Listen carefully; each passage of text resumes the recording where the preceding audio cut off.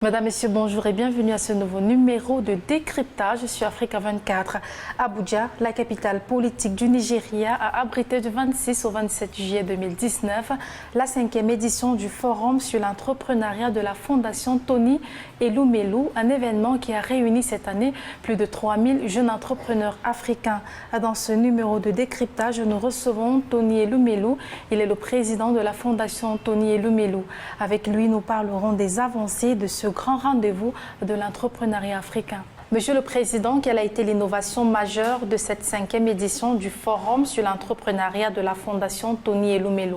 It's all about the little impact we're trying to create and make across Africa in the young Africans. I think that is what I believe others found extremely unique and significant. So if you ask me what is unique about 2019 Tony Elumelu Foundation Forum, I would say that it is the fact that first, it's our 5th anniversary of the entrepreneurship program, even though the foundation is 9 years old.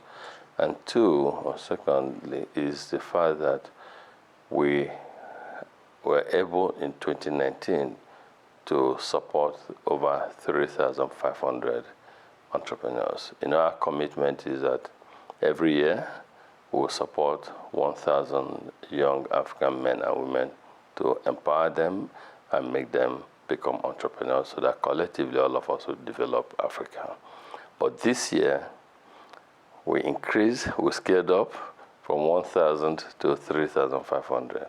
And to a large extent, this is because of the new global partners who also share in our commitment to developing Africa in a sustainable fashion, who share in our vision and commitment to empowering young Africans, whom we believe will be the new faces of Africa's development. Ce forum s'appuie sur d'importants partenariats pour le financement et l'accompagnement des jeunes entrepreneurs. Quelle est la politique que vous mettez en place pour vous assurer de tels soutiens? This year, we were able to broker or attract development partners because every year we have a lot more young Africans who want to benefit from this program, who want to help, as I see it, in contribute to our development through entrepreneurship. But unfortunately, we get to select only 1,000, which is a decade-long commitment of $100 million to supporting 10,000 African entrepreneurs in 10 years, 1,000 every year. But this year, we went out to our friends across the world to say, listen, we have so many young Africans that need your support, and that we need to rethink how you support Africa. You should invest in the young ones who will help ultimately to develop the continent. And that if you invest in the young ones and they succeed, they will create jobs, because we have joblessness on our continent. And if you create jobs, it will address the issue of young African migrating, trying to cross the Mediterranean, to go to look for, in quote, better life. So that they heeded, and I'm happy to say they, starting from home, the African Development Bank supported 1,000. Then we have United Nations Development Program, UNDP, 760. We have the International Red Cross, about 200, and so it goes on.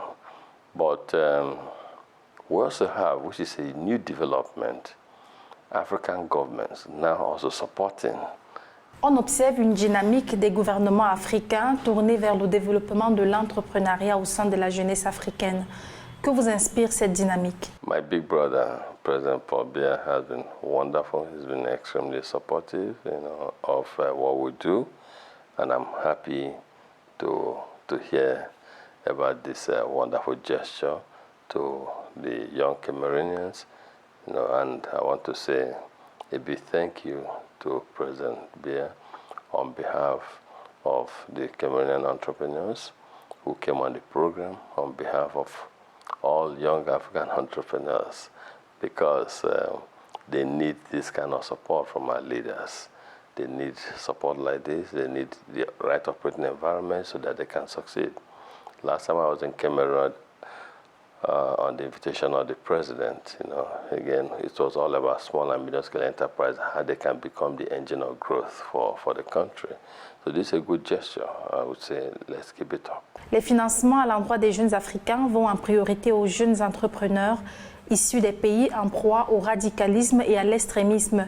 Pourquoi ce choix particulier? Extremism, my viewpoint, is a product of poverty, extreme poverty.